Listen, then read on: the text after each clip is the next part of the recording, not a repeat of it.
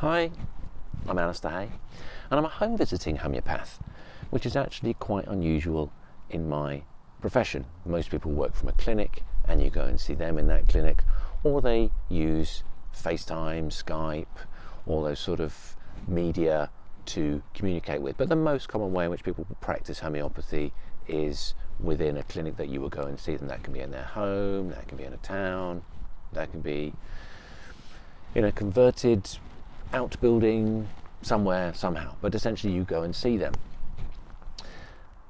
But I get asked the question quite a lot, why do you do home visits? And there's many reasons. My current tagline for Homeopathical is, hopefully you can read that, bringing homeopathy to you. My tagline used to be helping people get well and stay well.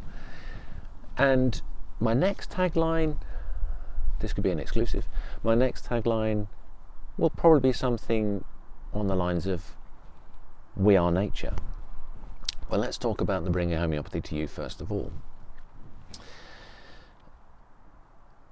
Home visits give you an insight into, people are more comfortable with it most of the time, unless their home environment is their problem. You may also have seen from my Instagram profile that I travel around quite a lot. I get to see some very beautiful places. The Surrey Hills, the beach at Hayling Island, Bookham, Guildford, even parts of Croydon are beautiful. Really, they are. I've worked in clinics that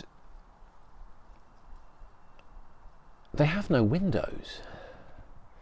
If you're a practitioner that's working in natural medicine to promote health and you spend the whole day in a room that hasn't got any windows, how healthy is that for you?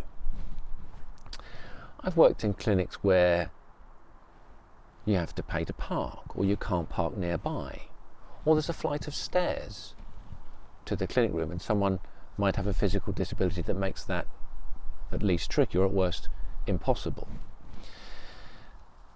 Another scenario can be that someone brings in their whole family and you're dealing with one child.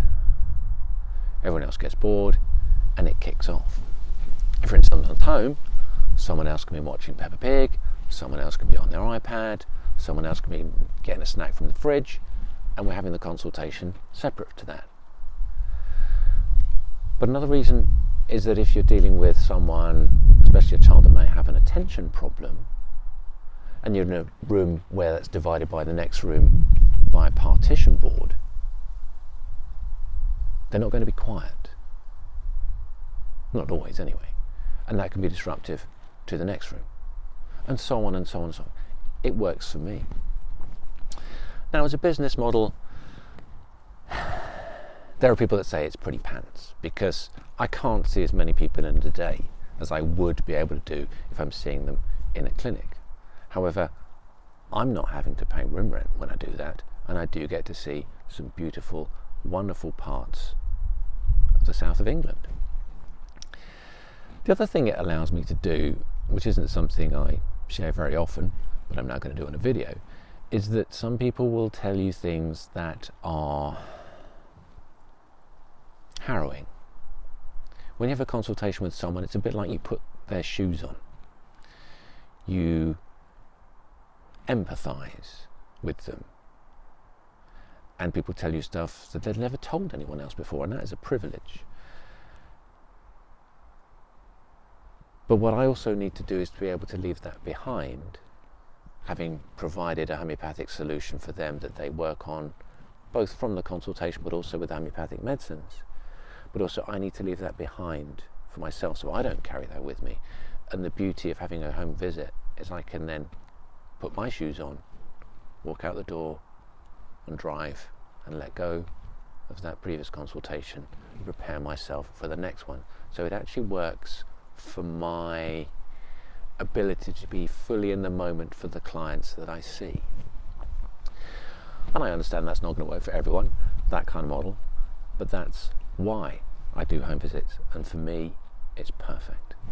So if you see ill people today, think of Alastair Hay.